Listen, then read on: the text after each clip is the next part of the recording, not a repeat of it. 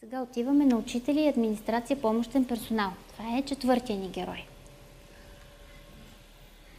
Много е важно учителите да имат ясно осъзната отговорност към поколенията. Те не са просто учители. Те са инвеститори. Те са хора, които инвестират в бъдещето на нашата нация. И ако ние, примерно, в момента засадим семки на тикви, след 20 години ще берем тикви. Ако в момента засадим златни превъзходни, нашата нация след 20 години ще бере златни превъзходни. И това е изключително отговорност към поколенията, която, може би, по-голямо внимание трябва да се обърне в момента. Това не е просто работа като всяка друга работа. Тази работа е различна. И тя е уникална с това, че тези хора инвестират в бъдещето на нацията. Как възприемат хората? Децата възприемат, а и всички хора, 7% от контекста на думите. Това значи, че аз каквото и да ви казвам, дори да казвам бла-бла-бла-бла-бла-бла-бла, 7% влиза при вас от това нещо. Останалите 38% идват от интонацията ми. Представете ли си с колко интонации може да кажете думата ела?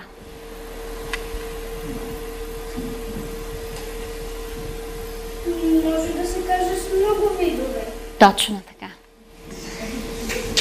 Ела, може и да се нещо, което да примами. Точно така. Ела насам. Ела. Може. Ела. Да. Може. С всички може. Ела спокойна, ела Нервна. весело. Да. А 55% идва от езика на тялото. Значи, казано по друг начин, докато съзнанията си говорят, подсъзнанията се ритат по кокълчетата. Всички сте виждали мутреси, които се целуват и си казват: много си красива. Нали? Думите са едно, интонацията е едно, отдолу строи просто съвсем трето. Това значи, че вие, когато отидете пред децата и говорите пред тях, през цялото време си представите, че те имат кристална топка. И в тази кристална топка те виждат какво си мислите, виждат какво чувствате, виждат какво намерение имате и е най-добре това вътре да е синхронно с това вънка. Тогава се получава добра комуникация. Ако разчитате на тези 7%, че ще ги баламосате, няма да стане. Това е гарантирано, да не се хабите. Това, което според мен е ключово важно за нашето образование в България и е много възможен трамплин, така че да бъдем в пъти по-добри от другите, ако за учителите и хората, които работят в образованието, както и за родителите, има постоянно занимания, които са физически, творчески и когнитивни. Физически значи учителя сутрин да спортува, да направи крос, да направи йога, да плува. Или родителя също. След това те през деня, независимо, че са учители по математика, по физическо или примерно по химия, да творят, да рисуват, да пеят. И след това накрая да развиват умствените си функции, да развиват нови връзки, да правят когнитивни упражнения за усилване на паметта, за усилване на концентрация на вниманието, за усилване примерно на наблюдателността. Когато тези три неща се правят, представете ли си тези хора в какво състояние ще бъдат? И децата всъщност с какво ще могат да работят всеки ден? Това е страхотно. И не е трудно. Никак. Това е един от най-важните слайдове в цялата презентация. Ние имаме в България наистина много качествени учители и наистина имаме много добри методики. Аз даже, когато писах една програма за работа с новите деца в детски градини, отидах от всички издателства и си купих всички книжки на Моливко, всички на Даниела Обенова, всички издателства, каквото са издали, седнах и четех и прочетах, подчертавах. Много хубави. Която и да хвана, все много хубави неща пише вътре и си казвам: добре сега. И си то не става. Пак чета, всичките неща си хубави, добре са написани, хубави упражнения, песни, стихчета, всичко е. А отиваш в детската градина и не е както трябва. И тогава всъщност разбрах ето това нещо. Че намерението е важно, с което правиш нещото, а не самото нещо. Тоест, една учителка може да преподава зайченцето бяло. Тоест, зайченцето бяло е хубаво да се учи в училище, нали така? Добре е детската градина, нали? Хубаво е децата да пеят зайченцето бяло. Няма вреден текст, няма мръсни думи, всичко е проверено през поколенията. Зайченцето бяло е безопасна песен. Но една жена, учителка, може да учи зайченцето бяло, за да тренира ритъм. И децата ще научат ритъм. Зайченцето бяло е инструмент да научат ритъм. Друга може да си доказва егото, че това може да стане и деца на 2 години. И да хване, примерно, ни деца там преди яслата и да ги научи на зайченцето бяло и си каже: видяхте ли, първа в света ги направих с зайченцето бяло. Друг може просто да учи зайченцето бяло, защото обича пеене, да ги научи да пеят. Друг може да ги кара да пеят зайченцето бяло, за да се научат да заучават наизуст текстове. Тоест, това е техника да научиш текст. Друг може за наказание. Ако не слушате, ще пеете зайченцето бяло. Нали? Може, примерно, за да си запълваш часа. Няма какво да правиш, айде пейте зайченцето бяло, за да свърши часа. Може да заплашиш децата от тъмното.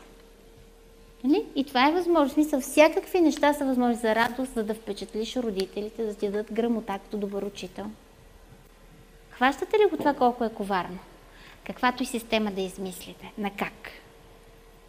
Ако този човек няма вярното намерение там, както говорихме в началото, северо-исток, той може да прави всичко.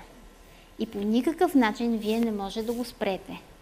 Защото той дори зайченцето бяло може да го използва за наказание или за тормоз. И докато ние като нация не се обединим и не разберем на къде сме тръгнали, какво избираме и какво е общото намерение, каквито и песнички да избереме, каквито и учебници да напишеме, каквито и картинки да сложиме, винаги ще стигаме ето до тук, че всеки учител, когато затвори класната врата, влиза вътре и през собственото си намерение прави с този материал каквото той е избрал. В посока, в която той в момента се намира.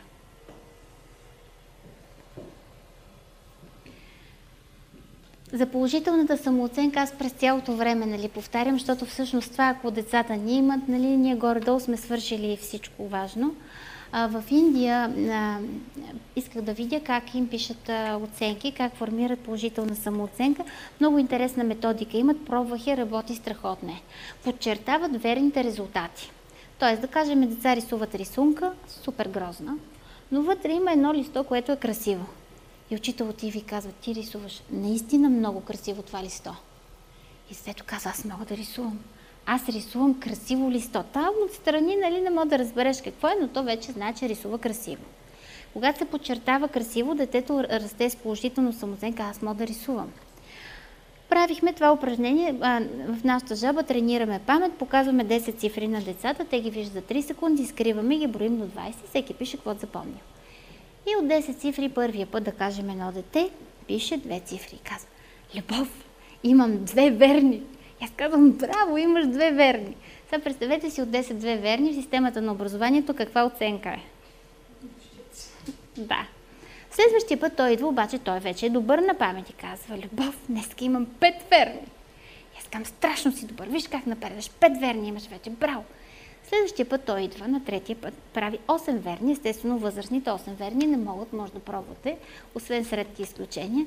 Родителите вече притеснени, те дошли с такава диплома, че той има проблеми с паметта. Викам: тая може и да я скъсаме сега с паметта вече. Останалите деца написали, с тях да продължиме. Тоест, ако детето му се подчертава вярното, за диктовка как става, ако примерно има диктовка, подчертава се вярните думи. Неговото внимание се насочва в вярната дума и вътре държиш вярното. Ако с червена химикалка заградите грешното, какво ще запомни детето? Само грешното. Затова, ако има грешна дума, тя не се задрасква и поправя горе, а отдолу се изписва вярно. Така че то като погледне долу думата, да я запомни вярна.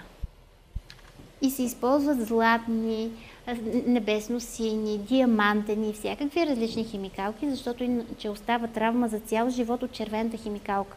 Знаете ли колко менеджери не сме да предприемат някакво решение от страх, че ще имат червена химикалка?